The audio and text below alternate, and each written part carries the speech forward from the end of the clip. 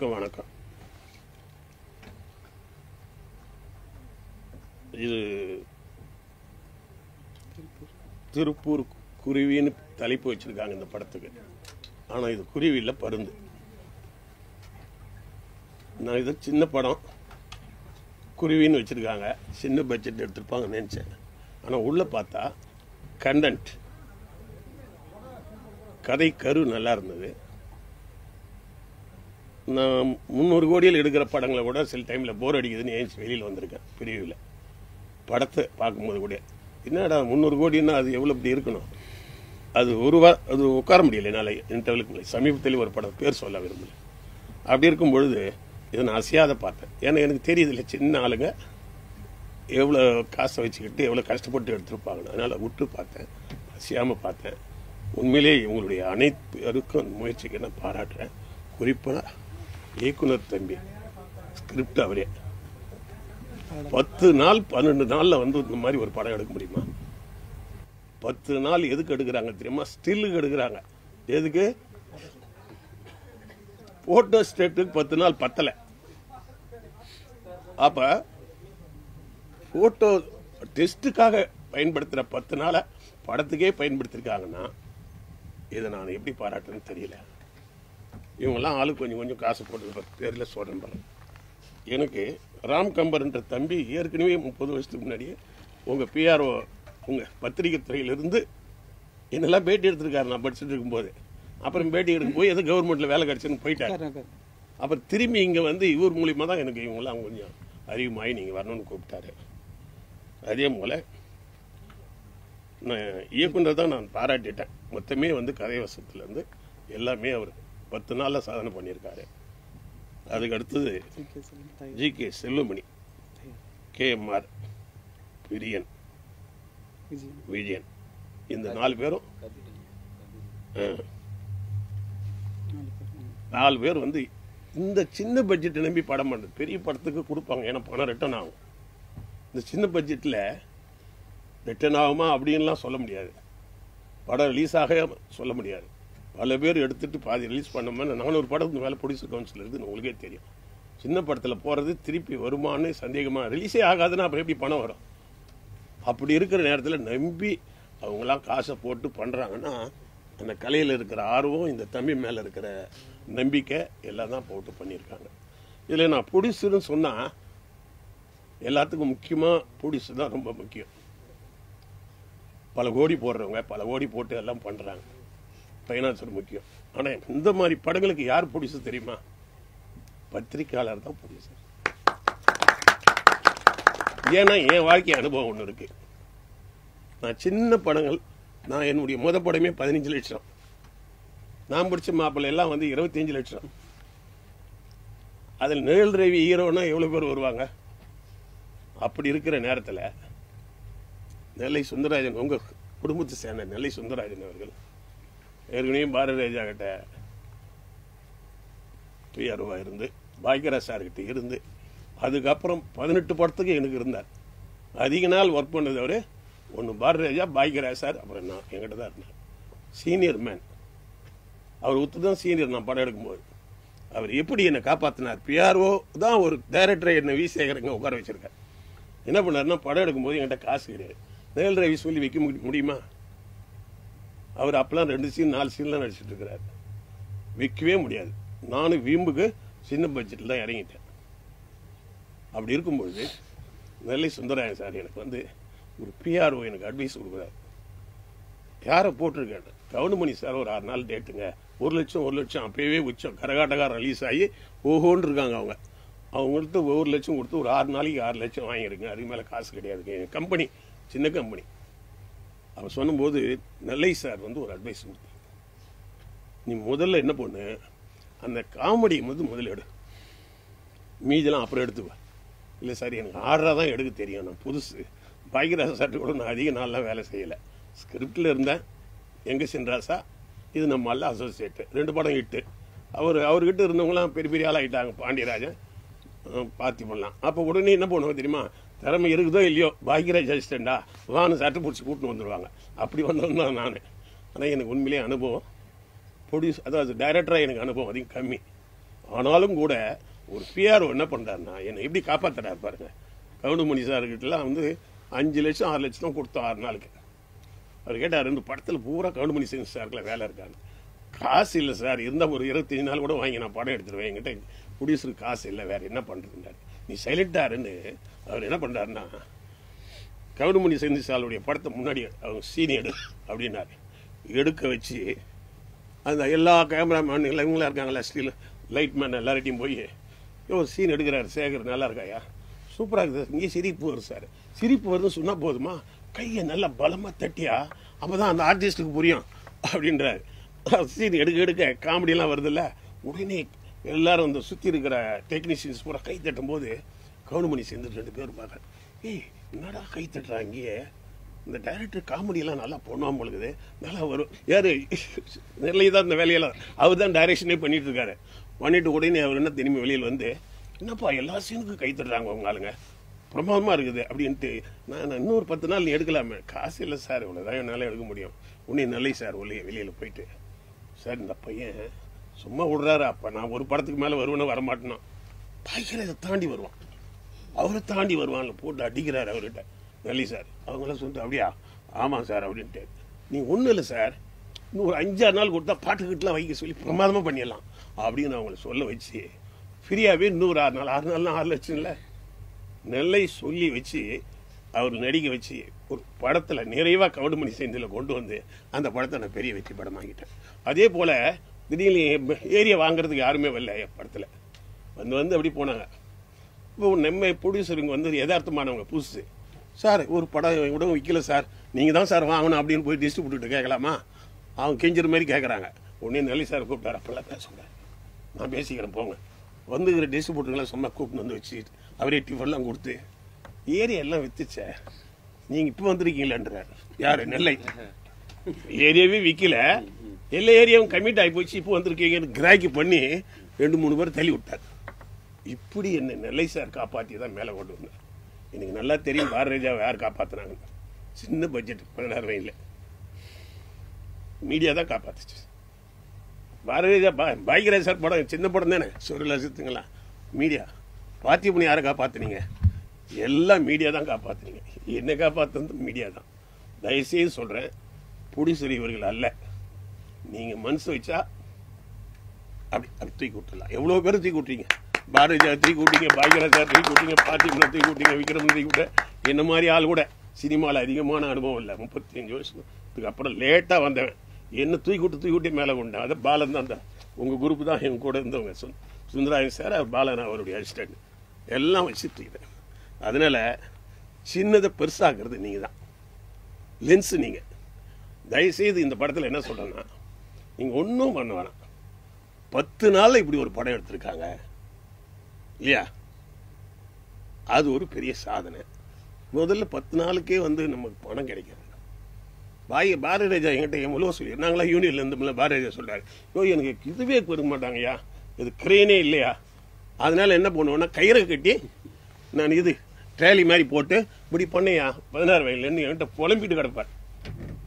ஏன்னா நாங்களாம் யூனியனில் ரொம்ப 10-15 வருஷம் ஒன்றா இருந்தோம்ல, அப்படித்தான் கஷ்டப்பட்டு மேலே வந்திருக்காங்க. அதனால இவங்களை நீங்கள் பொய்யெல்லாம் சொல்ல வேணாம். 10 நாளில் வந்து இவ்வளோ ஒரு சாதனை பண்ணிக்கிறாங்கன்ற உண்மையை மட்டும் நீங்கள் போட்டால் போதும். ரெண்டாவது, இந்த படத்தில் பாருங்கள், ஒரே இடத்துல ஒரு சின்ன கதை, கொஞ்சோண்டு ஆர்டிஸ்ட் வச்சு எடுத்திருக்காங்க. இது இவ்வளோதான் பண்ண முடியும், இதுக்கு மேலே யார் எடுத்தாலும் இவ்வளோ பண்ண முடியாது. ஆனால் இந்த விஷயம் இருக்குது, இதில் ஒரு உண்மை இருக்குது. அதில் ஏதோ அங்கே நடந்த உண்மையான ஒரு விஷயத்த, அதுவும் திருப்பூர் பக்கத்தில் இது நிறைய நடக்கும், இது வச்சு பண்ணியிருக்காங்க. அதனால் கொஞ்சம் பூஸ்ட் பண்ணி இந்த படத்தை கொஞ்சம் வெளியில் கறக்க வேண்டிய ரியல் ப்ரொடியூசர் நீங்கள் தான். நான் சொல்கிறேன், மீடியா தான் சின்ன ஆளுங்களை தூக்கி விட்டுருக்குன்னு நான் மறுபடியும் சத்தியம் பண்ணி நான் சொல்லுவேன்.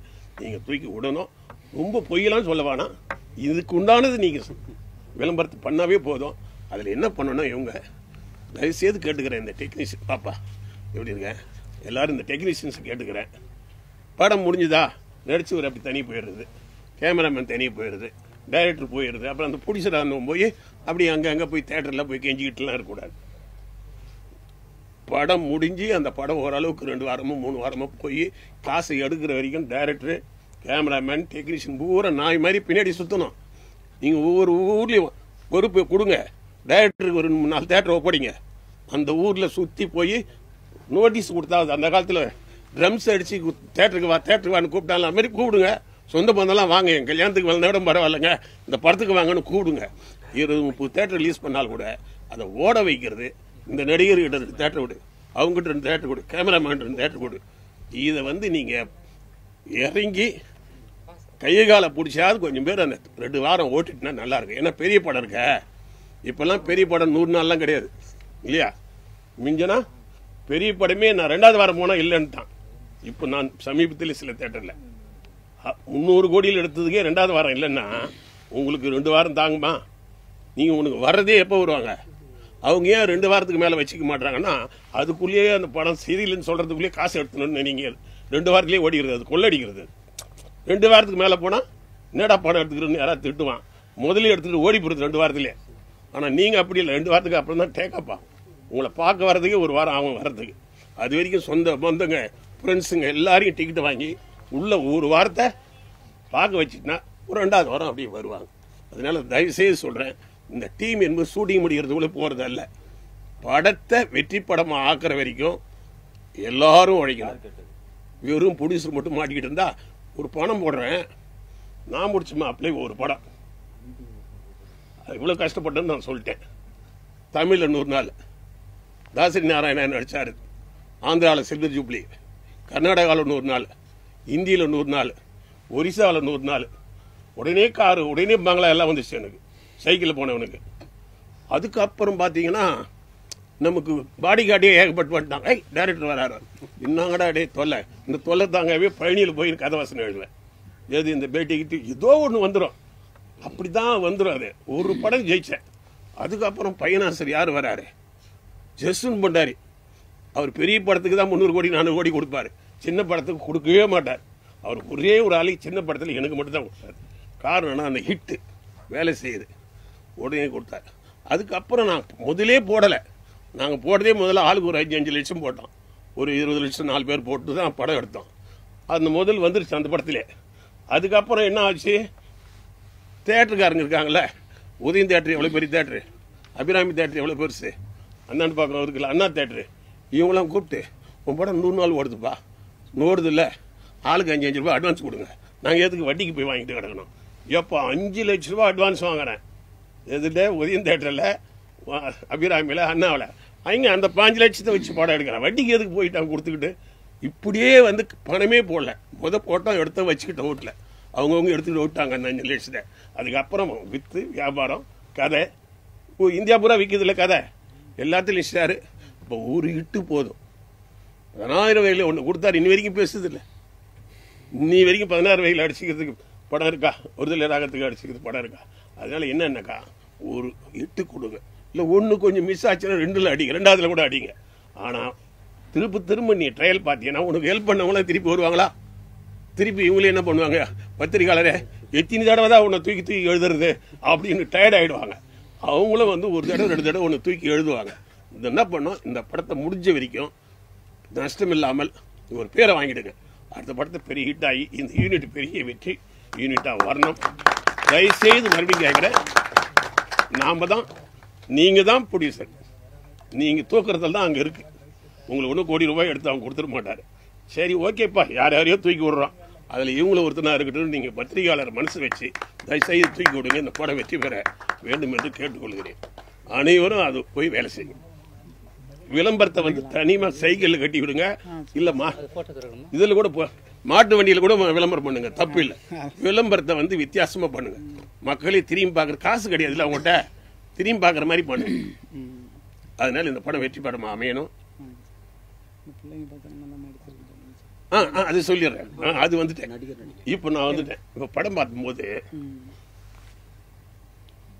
இதில் நான் வந்து எல்லாரையும் பாராட்டுற, வேலை வாங்கினா டைரக்டர் பாராட்டாமல் இருக்க மாட்டேன். அவர் தான் எல்லாரையும் கதையும் எழுதியிருக்கிறாரு, கசனம் பண்ணியிருக்காரு. நடிகராக வரும்பொழுது எல்லாரும் நல்லா நடிச்சிருக்காங்க, இதில் ஓர வஞ்சனே கிடையாது. தம்பி அந்த இதுவாக நடிச்சா தெரியுமா, வில்லனா நடிச்சா தெரியுமா, வில்லன் அவர் தான் கதாநாயகன். அற்புதமா, அதாவது கதையை அவர் தான் நவுத்துறாரு. அவர் அப்படியே கதையை நகர்த்திக்கிட்டே வந்து அப்புறம் மறுபடியும் ஒரு 2 ஃபைட் பண்ணும்போது அப்படி கொஞ்சம் மாறுறாரு தெரியுமா கலரு. அங்கே பார்க்கும்போது விக்ரமம் பார்க்குற மாதிரி இருக்குது. நடிகர் விக்ரம் பெரிய அப்படியே மாறுவார் தெரியுமா, அந்த மாதிரி இருக்குது. உண்மையிலேயே நல்ல பெரிய ஆளாக வரக்கூடியவர் ஏன்னா பாராட்டேன். மீதி பேரும் பார்த்தீங்கன்னா புது ஆர்டிஸ்ட்டுங்களா அந்த டைரக்டர் செலக்ட் பண்ணி போடும்போது பார்த்தீங்கன்னா யதார்த்தத்தை முக்கியத்துவமாக பார்த்துருக்கேன். ஒரே மாதிரி இருக்கக்கூடாதுன்னு நினச்சிருக்கேன் இல்லையா. நான் அந்த 3 பொண்ணுங்களும் பார்க்கும்போது 4 பொண்ணுங்களும் வித்தியாசமாக பண்ணியிருக்காரு. அதே மாதிரி ஜென்ஸுங்களையும் 4 பேரும் வித்தியாசமாக பண்ணியிருக்காரு.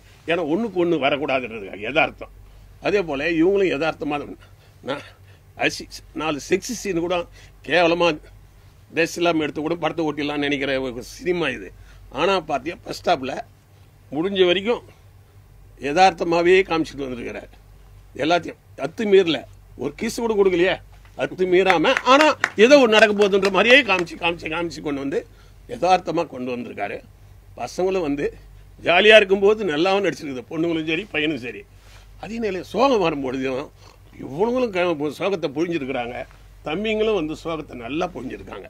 நல்ல ஆர்டிஸ்ட்டுகள் கேரக்டரோட ஒன்றரை மாதிரி எதுவுமே வந்து சும்மா ஓவர் ஆக்டிங்லாம் கிடையவே கிடையாது படத்தில். அந்த வகையில் அவங்களையும் பாராட்டுறேன். மியூசிக் டைரக்டர் நானும் பாராட்டினேன். ஃபர்ஸ்ட் ஹாஃபில் நீங்கள் அவங்களுக்கு வாய்ப்பே கொடுக்கல, ஏன்னா டைலாக்லேயே ஓடி போச்சு. செகண்ட் ஹாஃபில் அவருக்கு வாய்ப்பு கிடைச்சது பாரு, பின்னி எடுத்துட்டார். அந்த அம்மிங் ஒன்று கொடுத்தாரு தெரியுமா, அந்த அம்மிங்கிலேயே அப்படியே ஓட்டு வந்துட்டார். 3-4 ரீல ஓட்டு வந்துட்டார். ஆக இந்த சின்ன செலவில் இது பெரிய கடுகு வந்து வெடிச்சா என்ன சத்தம் கேட்கும், பூசணிக்காய் வெடிச்சா சத்தம் கேட்குமா, கரு டப்புன்னு வெடிச்சா சத்தம் கேட்கும். இந்த மாதிரி கடுகு மாதிரி படங்கள் தான் வெடிச்சிருக்கிறது. தயவுசெய்து மீண்டும் உங்களை கேட்டுக்கொள்கிறேன், நீங்கள் தூக்கி விட்டீங்கன்னா சின்ன படங்கள் நிறைய வருது, ஓரளவுக்கு தலையை காட்டுது. அந்த லிஸ்ட்டில் இதையும் கொண்டு வந்திருக்குன்னு சொல்லி கேட்டுக்கிறேன். எல்லாருக்கும் என்னுடைய வாழ்த்துக்கள். இதுல வந்து தம்பி இவர் வந்து எதுக்கு நான் பண்றேன்னா, சினிமாவில இருந்து வெளியில போறவங்க சில பேர் இருக்காங்க. தம்பி ராம் கம்பர்லாங்களா, சினிமாவில் வந்து பத்திரிகையாளராக இருந்துட்டு போனவர், அவர் கவர்மெண்ட் வேலைக்கு போயிட்டு உடனே இந்த சினிமா உடல் அவரை இழுத்து உள்ள கொண்டு வந்து இவங்கெல்லாம் பூஸ்ட் பண்றாரு. எல்லாருக்கும் லிங்க் பண்ணி எல்லாரையும் பூஸ்ட் பண்ணி வர வச்சு எல்லாம் பண்றாங்கன்னா அந்த சினிமா டேஸ்ட் யாரையும் விடாது. அந்த வகையில் அவங்களுக்கும் நான் பாராட்டிட்டு வெற்றி பெற வாழ்த்துக்கள். எல்லாருக்கும் வணக்கம். சார் சொன்ன மாதிரி மீடியா தான் முக்கியம். இப்போ வந்து ஒரு இதுக்குள்ளே தான் மீடியாவே நான் வர வச்சு பண்ணிகிட்ருக்கேன். ஆனால் இவ்வளோ பண்ணணுன்னா நான் நல்லா நீங்கள் ப்ரொமோட் பண்ணால் தான் நான் அதை பண்ண முடியும் அடுத்தது. அது மாதிரி சார் சொன்ன மாதிரி நீங்கள் எனக்கு கொஞ்சம் சப்போர்ட் பண்ணுங்கள். மற்றபடி வந்து கதைக்களம் வந்து நான் வந்து திருப்பூரில் ஒரு கம்பெனியில் வேலை பார்த்துட்டு இருந்தேன் ஒரு 3-4 வருஷம். அந்த கம்பெனியில் வந்து சில விஷயங்கள்லாம் நடக்கும், அதை நான் வந்து ஐடியா பண்ணி வச்சுட்டே இருந்தேன். அதை என்னால் எடுக்க முடியல. ஃபஸ்ட்டு படம் வந்து விருதாளம் பட்டுன்னு ஒரு மூவி பண்ணேன். 2015 லிங்கா படம் வச்சிங்களா, அப்போ ரிலீஸ் பண்ணோம். அப்புறம் அடுத்தது உளிரின்னு ஒரு படம் பண்ணேன். அவங்க அதெல்லாம் வேறு ப்ரொடியூசர் அவங்களாம். இப்போ கருங்குளத்தான்னு ஒரு படம் பண்ணி இப்போ சென்சாரில் இருக்குது. இது வந்து நாங்கள் சேர்ந்து இப்போ பண்ணினது. சரி, அப்போ நான் சின்னதாக ஒன்று பண்ணலான்னு முடிவு பண்ணும்போது, சரி இதை பண்ணலாம் நல்லா இருக்குமா அப்படின்னு சொல்லி இந்த கிராமத்துலேருந்து அந்த திருப்பூர் கம்பெனிக்கு போய் வேலைக்கு போகிறாங்கல்ல, அந்த பிள்ளைங்களை வச்சு நம்ம பண்ணலாம், நம்ம அனுபவப்பட்ட ஐடியா தானே அப்படின்னு சொல்லிட்டு நான் அதை கையில் எடுத்து நான் உள்ளே போயிட்டேன். போன உடனே ஃபஸ்ட்டு அண்ணன்ட்ட சொன்னேன், செல்வமணி அண்ணன்ட்ட இந்த கதையை சொன்னோடனே நல்லா இருக்குங்க, இதை பண்ணலாம் அப்படின்னு சொன்னாங்க. சொல்லிவிட்டு எனக்கு ஒரு 1 லட்ச ரூபா எனக்கு கையில் கொடுத்தாங்க. இங்கேருந்து கிளம்பி போயிட்டேன் திருப்பூர். அங்கே போயிட்டு அருள் தம்பி இருக்காப்புல, அங்கே போயிட்டு நாங்கள் கம்பெனி வந்து லொக்கேஷன் தேடுறோம்.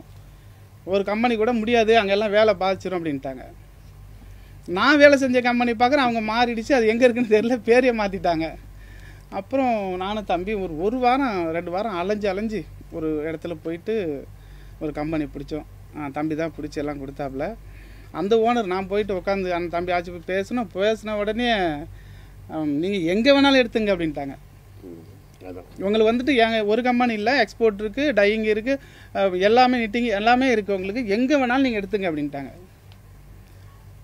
அப்புறம் சரின்ட்டு அண்ணன் கொடுத்த காசை வச்சு அந்த அங்கே போனது வந்தது செலவெல்லாம் பார்த்துட்டு கொஞ்சம் சிக்கனமாக அந்த மெட்டீரியல்லாம் கேமராவுக்கு அதெல்லாம் வாங்கிட்டு அந்த ரெடி ஆகணும். அண்ணன் சொல்லிட்டாங்க, ஒரு 3 ரூபா தரேன்னு சொல்லியிருந்தாங்க. ஃபஸ்ட்டு எனக்கு 3 ரூபா தரப்பா, இதை வச்சு நீ ஏதாவது பண்ணு அப்படின்னோன்னா நான் 3 லட்ச ரூபா வச்சு எப்படி பண்ணுறது நான் ஒரு ஐடியாவில் போயிட்டேன். அப்புறம் திருப்பி நான் சொன்னேன். அப்புறம் 2வது அப்புறம் தம்பி ரமேஷ் கேஎம்ஆர் அவர் வந்துட்டு அவர் ஒரு 1 லட்ச ரூபா பஸ்ட்டு கொடுத்தாரு, ஷூட்டிங்கில் வந்து கொடுத்தாரு. இப்படி எல்லாருமே கொடுக்க கொஞ்சம் வேலைகளை நான் செய்ய ஆரம்பித்தேன். சரி, நெருக்கடியாக இருந்துச்சு பைசா. சரி, இதுக்குள்ளே நான் 20 நாள் பிளான் பண்ணியிருந்தேன். சரி, இவ்வளோ தான் இருக்குது, நம்ம இதுக்குள்ளே என்ன பண்ணலாம் அப்படின்னு சொல்லி ஒரு ஐடியா பண்ணி இறங்கி அடிக்க ஆரம்பிச்சிட்டேன். 5 மணிக்கெலாம் எல்லாருமே ஒரு 3 மணிக்கெலாம் எழுப்பிடுவேன். எல்லாருமே 12 மணிக்கு படுப்பேன், 3 மணிக்கு எழுந்திருவேன். 10 நாளும் தொடர்ந்து 11 நாளும் போயிட்டு ஒரு ஐடியா பண்ணி முடிச்சுட்டு சரி எதாக இருந்தாலும் பார்த்துக்கலாம், எடிட்டிங்கில் பார்த்துக்கலாம்னு ஒரு ஐடியா பண்ணி டக்குன்னு எடுக்கிறேன். எல்லாருமே என்ன எடுக்கிறேன்னு தெரியல, என்னன்னு கூட கேட்டுக்கிட்டு இருக்காங்க. என் அசிஸ்டண்ட்லாம் கேட்டுக்கிட்டு இருக்காங்க என்ன தான் எடுக்கிறாருன்னு தெரியலேன்னு. நான் ஒரு ஐடியா பண்ணி ஸ்கிரிப்டும் கையில் கிடையாது, அப்படியே ஸ்பாட்டு தான், ஸ்பாட் டைலாக்கு அப்படியே சொல்லி கொடுத்து அப்படியே எடுத்துகிட்டு இருக்கேன். ஏன்னா ஸ்கிரிப்டை வச்சு நம்ம படித்து எடுக்கிறதுக்குள்ள டைம் போயிடும். சரி, ஒரு 10 நாள் 15 நாள் நம்ம எடுக்கணுமே அப்படின்னு சொல்லி பிளான் பண்ணி அப்புறம் அந்த கதையை எடுத்து முடித்து எல்லாம் வேலையும் முடிஞ்ச பிறகு அப்புறம் கேஎம்ஆர் வந்து பணம் 10ல் போஸ்ட் ப்ரொடக்ஷன் முடிச்சு கொடுத்தாரு. அப்புறம் சாரு ஷூட்டிங்லேயும் ஹெல்ப் பண்ணார். இதுவரையும் ஹெல்ப் பண்ணிட்டு தான் இருக்கு, நடிப்புலையும் ஹெல்ப் பண்ணிட்டாரு, எல்லாமே ஹெல்ப் பண்ணிட்டாரு. எல்லாம் படம் முடிஞ்சுதுங்க. முடிச்சுட்டு இப்போ ரிலீஸ் கட்டம் வந்துருச்சு. நான் எப்படியாவது ஏற்கனவே ஒரு படம் வேறு எடுத்து பெண்டிங்கில் இருக்குது, சென்சாரில் போயிடுச்சு, அது கருங்குளத்தானே. இதையும் எடுத்து வச்சுக்கிட்டா எல்லாம் கேள்வி, எடுத்து வச்சுக்கிட்டு இருந்தால் அந்த ஆள் என்ன பண்ணுவார் அப்படின்னு ஒரு கேள்வியாக வந்துருச்சு. சரி, எப்படியாவது சரி இந்த படத்தை முடிச்சிடணும். கடன் வாங்கி ஹோட்டலில் போய் வேலை செஞ்சாலும் பரவாயில்ல, இந்த கடனை அடைக்க. ஆனால் அந்த படத்தை ரிலீஸே பண்ணணும்னு சொல்லிட்டு முடிவு பண்ணோம். அண்ணா அப்புறம் பார்த்தாங்க, சரிப்பா நான் ஏதோ ஒரு உதவி பண்ணுறேன், நீ ரிலீஸ் பண்ணு, உங்கள் பேர் நான் போட்டுக்கிறேண்ணா, செல்லுமணி வாங்கன்னு போடுறேன், நீங்கள் தானே உதவி பண்ணணும் ரிலீஸ் பண்ணணும் அப்படின்னு சொன்னோன்னே, எனக்கு வந்தாலும் பரவாயில்ல வராட்டியும் பரவாயில்ல காசு, ஆனால் நீ ரிலீஸ் பண்ணு, படத்தை ரிலீஸ் பண்ணி நீ வெளில வா, அப்புறம் பார்த்துக்கலாம் எதாக இருந்தாலும் அப்படின்னு துணிச்சலாக செஞ்சாங்க. ரொம்ப நன்றி அண்ணனுக்கு. எல்லோரும் டீமாக இருந்து இந்த படத்தை நல்லபடியாக முடிச்சிருக்கோம். அப்புறம் சாரு திருமாவளவன் சார் அவங்களும் ஷூட்டிங்லேருந்து கொஞ்சம் கொஞ்சமாக எனக்கு ஹெல்ப்பிங்கு பண்ணாங்க, சின்ன ஹெல்ப்லாம் பண்ணுவாங்க. இப்போ எல்லாம் டீமாக சேர்ந்து கடைசி வரைக்கும் இப்போ படத்தை ரிலீஸ் பண்ண போகிறோம். 23ஆம் தேதி படம் ரிலீஸ் தான். சார் ஆமாம் சார், உண்மை கதை தான். உண்மையாக இது நடக்கிறத வந்து நான் வந்து ஒன்லைனாக தான் சின்னதாக எடுத்திருக்கேன், நம்ம பட்ஜெட்டுக்கு ஏற்ற மாதிரி. இன்னும் உள்ளே நிறையா சொல்ல போனால் நிறைய மாடரு கமர்ஷியலாக வரும் அது மூவியே. இப்போ நான் சின்னதாக அழகாக சொல்லிட்டேன். ஏன்னு கேட்டிங்கன்னா நம்ம பட்ஜெட்டுக்கு ஏற்ற மாதிரி நம்ம அழகாக சொல்லி நம்மள அந்த மாதிரி நான் ஐடியா பண்ணி தான் கிராமத்துலேருந்து போகிற பிள்ளைங்க அங்கே என்ன மாதிரிலாம் ஆகுது அப்படிங்கிற மாதிரி. யாரையும் வந்து பெண்கள் வந்து நம்பக்கூடாது எங்கே போனாலுமே. ஏன்னா கிராமத்துலேருந்து பிழைக்க போகிற நம்ம வந்து யாரையுமே நம்பி வீணாக போகக்கூடாது அப்படிங்கிற மாதிரி ஒரு ஃபீல் பண்ணி தான் அந்த கதையை நான் அப்படி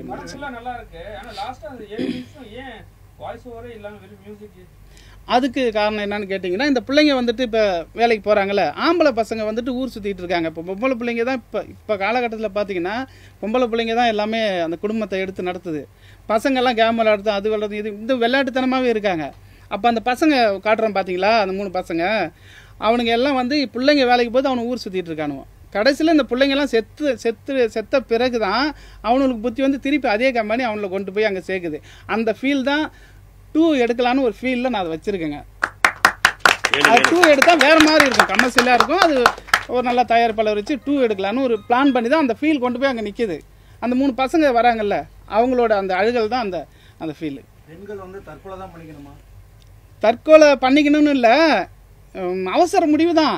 இப்படி தானே கிடையாது, யார் எந்த முடிவு எடுப்பாங்கன்னு சொல்ல முடியாது. அவசரத்தில் திடீர்னு ஒரு முடிவு எடுக்கும்போது ஒருத்தவனை நம்பி நம்ம இருந்தோம், ஆனால் அவன் தான் நம்மளை கெடுத்துட்டான்னு ஃபீல் பண்ணோம். ஆனால் யாரோ ஒருத்தவன் கெடுத்துட்டானே,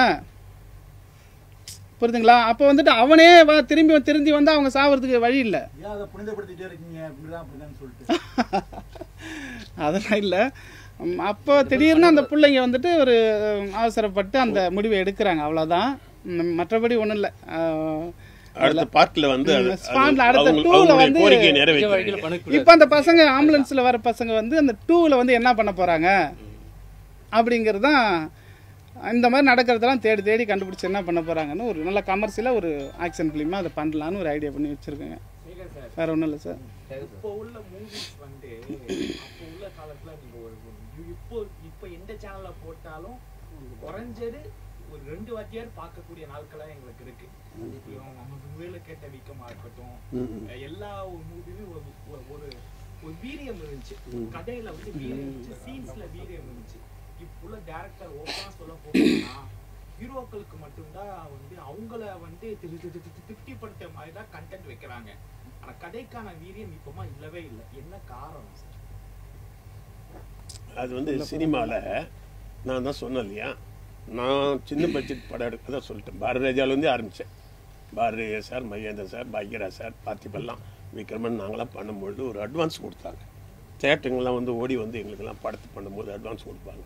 அந்த அட்வான்ஸ்லேயே பாதி படம் எடுப்போம். ஃபைனான்ஸ் நிறைய கொடுத்தாங்க. அதை வச்சு படம் நல்லா முடிப்போம். இப்போ விக்ரமனும் நல்ல படம் கொடுத்தா எடுப்பார், பார்த்திபனும் எடுப்பார், எல்லாருமே எடுப்பாங்க. எல்லோரும் தயாராக தான் இருக்கிறாங்க. என்ன சிக்கல்னா இண்டஸ்ட்ரி என்ன ஆகி போச்சுன்னா, அப்படியே பெரிய ஒரு மேல் கொண்ட ஒரு 5 பெரிய பிக் பட்ஜெட்டில் பெரிய ஒரு 5 பெரிய பட்ஜெட்டுக்கு மட்டும்தான் ஃபைனான்ஸ். மீதி பேருக்கெல்லாம் ஃபைனான்ஸ் கிடையாது. அப்போ ஃபைனான்ஸ் இல்லைன்னும் போது என்ன பண்ணுறது? அப்போது கொஞ்சம் ஃபைனான்ஸ் வாங்கிக்குவோம், கொஞ்சம் காசு போடுவாங்க, கொஞ்சம் தேட்டருக்காரர்கிட்ட பணம் வாங்குவாங்க, எல்லாம் சேர்ந்து தான் படத்தை ரிலீஸ் பண்ண முடியும். இப்போ தேட்டருக்காரர் அட்வான்ஸ் கொடுக்குறது இல்லை, ஃபைனான்ஸும் இல்லை. அப்போ படம் எடுக்கிறவங்களுக்கு வந்து எவ்வளோ போட முடியும்? சின்ன படத்துக்காரன் தான் உண்மையிலேயே ப்ரொடியூசர், அவங்க சொந்த காசு கொண்டு வந்து எடுக்கிறான். பெரிய படத்துக்காரெலாம் என்னென்னா ஃபைனான்ஸை வாங்கி ஹீரோட்ட கொடுத்து படத்தை எடுத்து விளம்பரம் போட்டுக்கிறாங்க. அப்படியே சொந்த காசு யாருக்கும் கிடையாது. அவங்க ஒரு மீடியேட்டர் மாதிரி தான் இருக்காங்க. அதனால் இன்றைக்கி பெரிய படங்கள் வந்து டாமினேட் பண்ணுறதுனால சின்ன படங்களுக்கு தேட்டர் கிடைக்க மாட்டேங்குது. வீரியம் கேட்கிறேன். இந்த இயக்குனர்கள் வந்து வீரியம் கண்டென்ட்லே ஒண்ணு இல்ல, கதையிலே ஒண்ணு இல்ல, ஒரு சில மூவி மட்டும்தான் வருஷம் 6 மாசத்துக்கு 2 மூவி. அது என்னன்னா வீரியம் இல்லைன்னாக்கா, ப்ரொஃபஷனல்னு ஒன்று இருக்குது தெரியுங்களா? ப்ரொஃபஷனலாக படம் பண்ணுவாங்கள்ல, தொழிலை கற்றுக்கிட்டு வந்து படம் பண்ணுறாங்களே.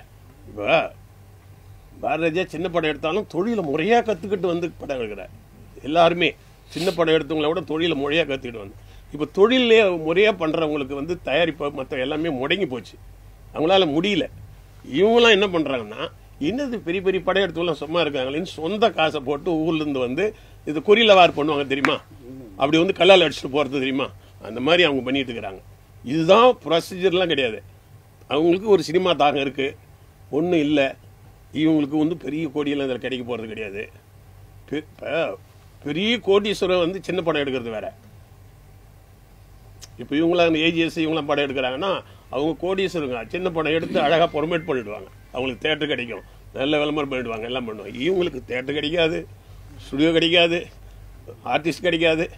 அப்படி இருக்கும்போது இவங்க ஒரு சின்ன இவங்க ஒரு வேற வழி இல்லாமல் தான் வராங்க. இதுக்கு மேல பணம் கொடுத்தா பிசா எடுத்துருவாங்க அவங்க. அந்த காலத்துல வந்து நீங்க வந்து படம் ஆமா காசே இல்லாம அந்த காலத்துல இருந்து இருக்கா, ஏன் சின்ன படங்களுக்கு தியேட்டர் கொடுக்க மாட்டாங்கன்னு சொல்லணும். இப்ப பெப்சிக்கு சண்டை நடந்துட்டு இருக்கு. அதான் தயாரிப்பாளர் நான் சொல்றேன் ஒரே ஒரு பெப்சி தப்பு செய்யறான். இப்ப நான் ஒரு சின்ன அட்வைஸ் சொல்லிடுறேன். நான் இப்போ படிக்கிற இடத்துல இது ஸ்கூலில் வந்து போட்டி வைப்பாங்க, ஜூனியர் சீனியர் அப்படின்னு வைப்பாங்க. இந்த 5வது 6வது படிக்கிற பசங்க 8வது வரைக்கும் இருக்கும் தனி போட்டி வைப்பாங்க ரன்னிங் ரேஸில். அப்புறம் 8லேருந்து 10 வரைக்கும் வைப்பாங்க, எஸ்எல்சி வரைக்கும் ஓட்டி வைப்பாங்க. அந்த மாதிரி பெரிய படம் சின்ன படம் வந்து தனித்தனியாக ரிலீஸ் பண்ணணும். ஒரு மாதம் பெரிய படம் வருதுன்னா இன்னொரு மாதம் வந்து பெரிய படமே வரக்கூடாது, சின்ன படம் மட்டும்தான் வரணும். 3 கோடி 4 கோடியில் எடுத்த படம் தான். அப்போ என்ன இது நீங்கள் கரெக்டாக இதை பண்ணுங்க. நான் பேசியிருக்கேன், ப்ரொடியூசர் கவுன்சிலில் பேசியிருக்கேன்.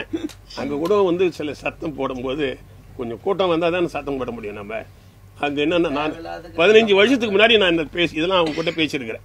ரபரியா நான் சொல்கிறேன், இப்போ டிராஃபிக் இருக்குது, டிராஃபிக்கில் ரெட் சிக்னல் போட்டு பெரிய ஒரு பக்கம் நிறுத்தி இன்னொரு பக்கம் விடுறதுனால தான் 2 வீலர் மற்றெல்லாம் போகுது.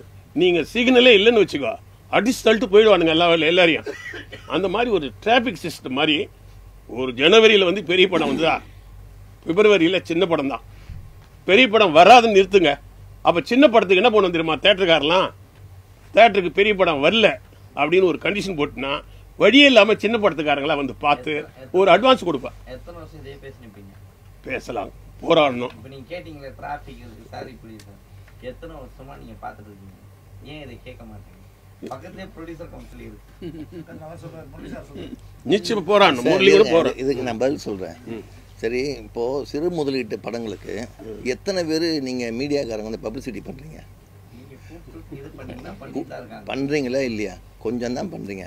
இதே ஒரு கமர்ஷியல் ஹீரோ இருக்கிற படமாக இருந்தால் ஒரு 400 பேர் வந்து உட்காடுறீங்கல்ல, உங்ககிட்டயே அந்த பார்சியாலிட்டி இருக்குல்ல இல்லையா?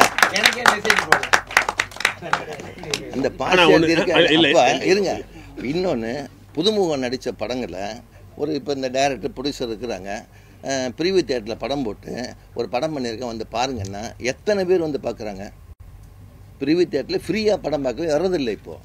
ஏன்னா அது காரணம் நீங்கள் தான். இவங்க அவன் அப்படி வந்திருக்காங்க. பண்ண இல்லை நீங்கள் இந்த எந்த காலத்தில் இருக்கீங்கன்னு தெரியல. இப்போல்லாம் வந்து நீங்கள் ஷோ போட்டு கூப்பிடுங்க, யார் நடித்த படம், அஜித்தா, சூர்யாவா, தனுஷானா, 4 டிக்கெட் எக்ஸ்ட்ரா கொடுங்கன்னு கேட்குறீங்க. இதே நியூ ஃபேஸ் நடித்த படமாக இருந்தால் எத்தனை பேர் வந்து படம் பார்க்குறாங்க? இல்லைங்க எனக்கு வேலை இருக்குது, ஆஸ்பத்திரிக்கு போகிறேன், ஃப்ரெண்டை பார்க்க போகிறேன், மேரேஜ் போகிறேன்னு சொல்லி கட் பண்ணிடுறீங்க இல்லையா? இப்போ மீடியாக்காரங்க நினச்சாதான் சார் சொன்ன மாதிரி சின்ன படங்களை நீங்கள் அடிக்கடி ஏதாவது ஒன்று டெவலப் பண்ணி கொண்டு வந்தால் தான் படங்களை வந்து பப்ளிக்கு தேட்டருக்கு வருவாங்க. ஆனால் நீங்கள் அதை எதுவுமே பண்ணுறதில்ல. சும்மா ஏதோ இப்போ நல்லா பண்ணுங்கள். ஒரு ஸ்போர்ட்ஸில் ஒரு பொண்ணு தங்கப்பதக்கம் வாங்குச்சுன்னா ஒரு பேப்பரில் எங்கே வருது? கீழே ஒரு சின்னதாக ஒரு 4 காலத்தில் ஒரு 8 கால நியூஸ் கூட வரதில்ல, சும்மா சிங்கிள் காலத்தில் ஒரு நியூஸ் வருது. இதே ஒரு எங்கேயோ ஒரு பொண்ணு எதுலையோ ஒன்று அரெஸ்ட் ஆகுதுன்னு வச்சுங்க, துணை நடிகை கைதுன்னு 8 காலத்தில் போடுறீங்க. இது மக்கள் கேட்டாங்களா அவங்கள? நீங்களாக ஒரு பில்டப் பண்ணி போடுறீங்களே. இப்போ ஏன் உங்கள் கையிலேருந்து தானே இருக்குது இந்த சினிமா. சினிமா இருக்கிற வரைக்கும் தான் நீங்கள் இருக்க முடியும். சினிமா இல்லைன்னா எடுக்கிற யாருமே இல்லை. மாதிரி சிறு முதலீட்டு படங்கள் தான் முதல்ல சினிமாவை வாழ வைக்கிறாங்க. இப்போ நான் ஆரம்பத்தில் சொல்கிறேன், கமர்ஷியல் படங்கள் பார்த்தீங்கன்னா 15 ஹீரோக்கள் தான் இருக்கும். டைரக்டர் ஓரியன்டல் கம்பெனின்னு பார்த்தீங்கன்னா ஒரு 10-25 படம் தான். ஆனால் வருஷத்துக்கு 250 படம் வருது. அப்போ 225 பேர் புதுமுகம் தான். அதில் ஒரு படம் போனதுனால 224 பேர் காணா போயிடுறான். ஆனால் 224 பேர் காணா போனது தெரியல. ஒரு படம் ஹிட்டுங்கன்னா அடுத்து 225 பேர் படம் பண்ண வர்றான்.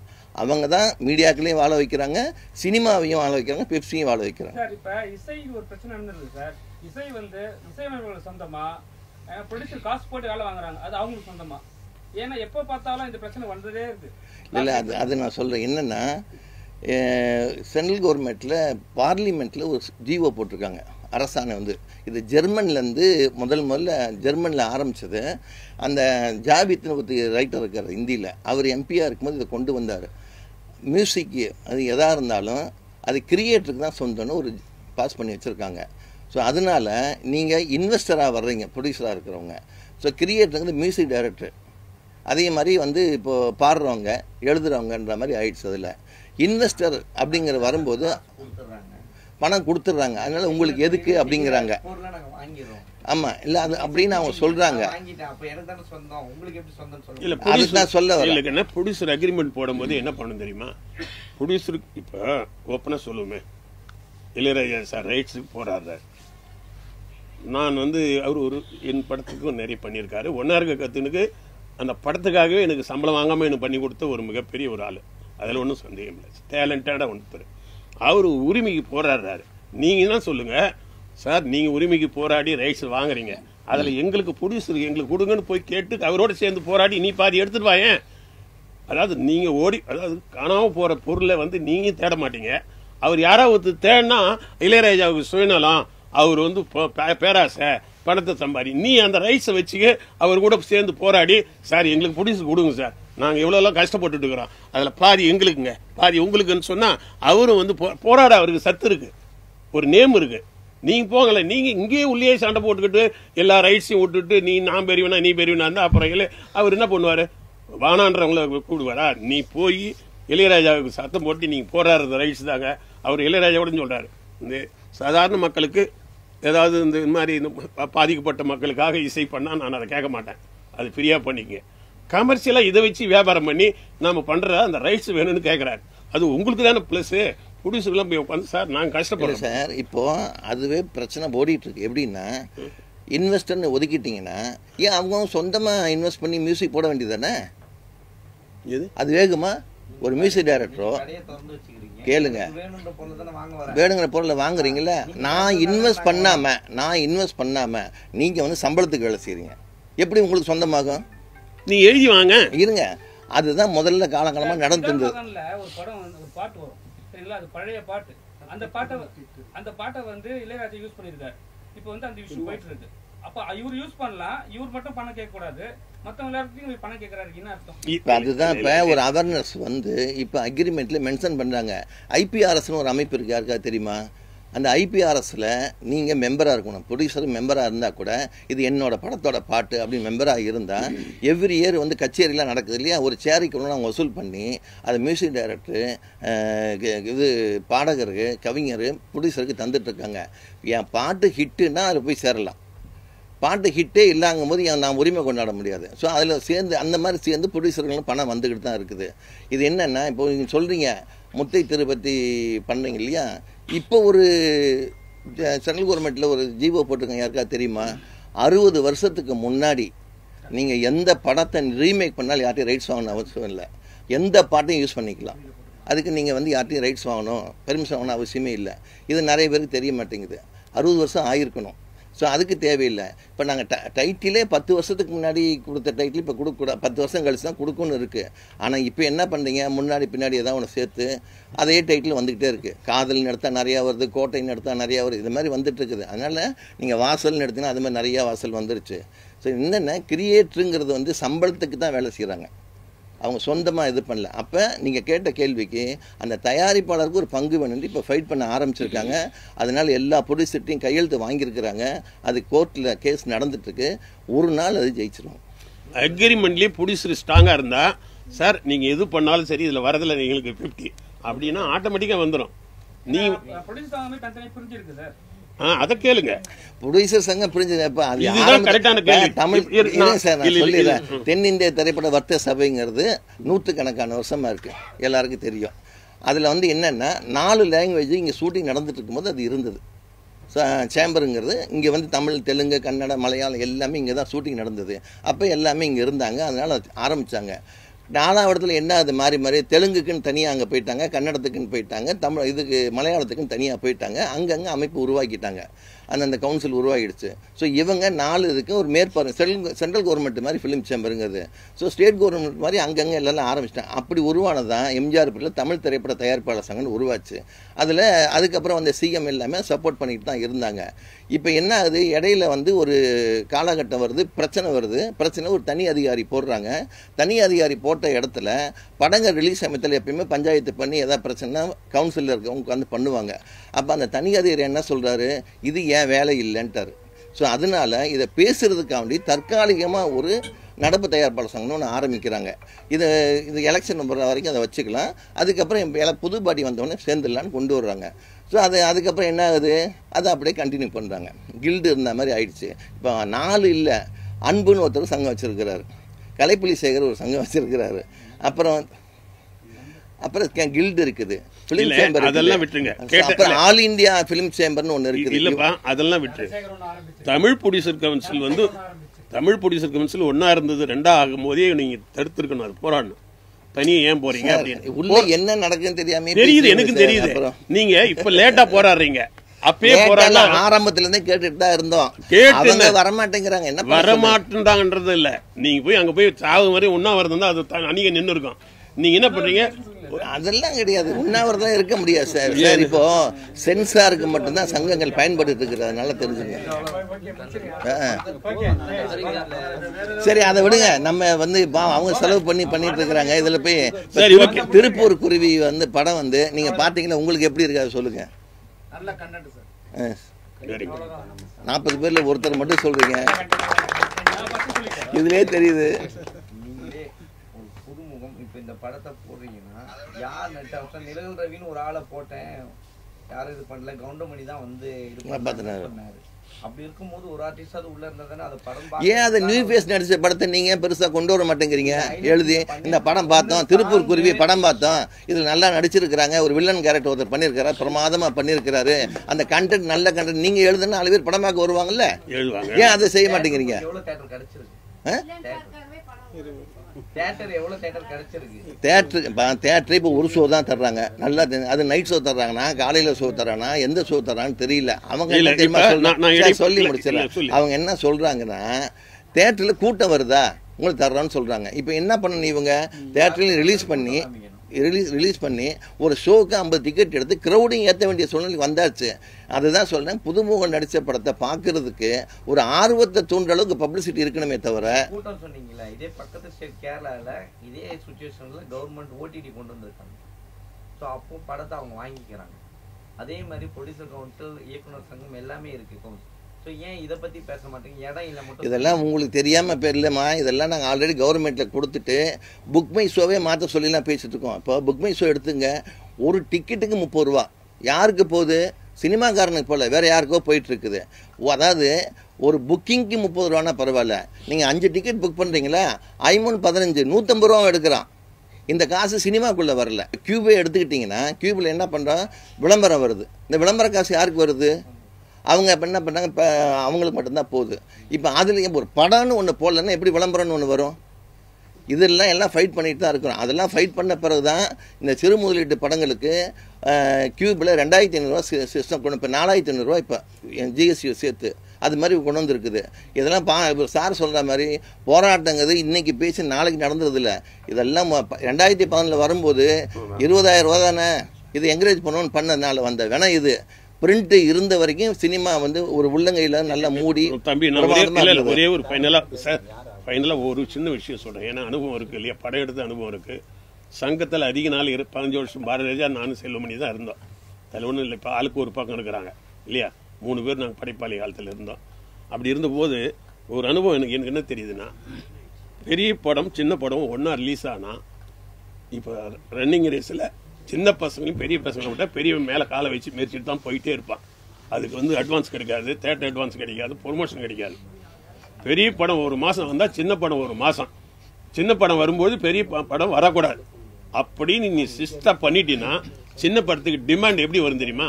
இப்போ இவங்களுக்கு இந்த மாதம் பெரிய படம் வராதுப்பா, சின்ன படம் தான் வரும்னா பத்திரிகையாளர்லாம் இங்கே வந்து உட்காந்துருவாங்க. ஏன்னா வேற ஆளும் பேப்பரில் போகிறதுக்கு செய்தியே கிடையாது, இவங்க தான் வைக்கணும்.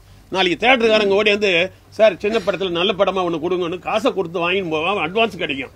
தயவுசெய்து ஒரே ஒரு ரூட்டு தான், பெரிய படம் ஒரு மாசம் வரணும், சின்ன படம் ஒரு மாசம் வரணும். வரும்போது அடுத்து தனியாக வச்சுக்குவோம். இந்த படத்துக்கான பப்ளிசிட்டி பண்ணுங்க. 4 பேர் பசங்க, 4 பொம்பளை பசங்க நடிச்சிருக்கிறாங்க, ஒரு வில்லன் நடிச்சிருக்காரு. இதில் இசைக்கு வந்து நல்ல ஒரு மெயின் கேரக்டர் பண்ணியிருக்கிறாரு, உங்களுக்கு தெரிஞ்சவங்க. டைரக்டர் வந்து இசைக்கு ராஜா நல்லா பண்ணியிருக்கிறாரு. டைரக்டர் ஒரு கன்னி முயற்சின்னு சொல்ல முடியாது, ஏன்னா ஏற்கனவே இந்த அனுபவம் இருக்குது. அதனால் 3ஆவதாக பண்ணிகிட்டு இருக்கிறாரு.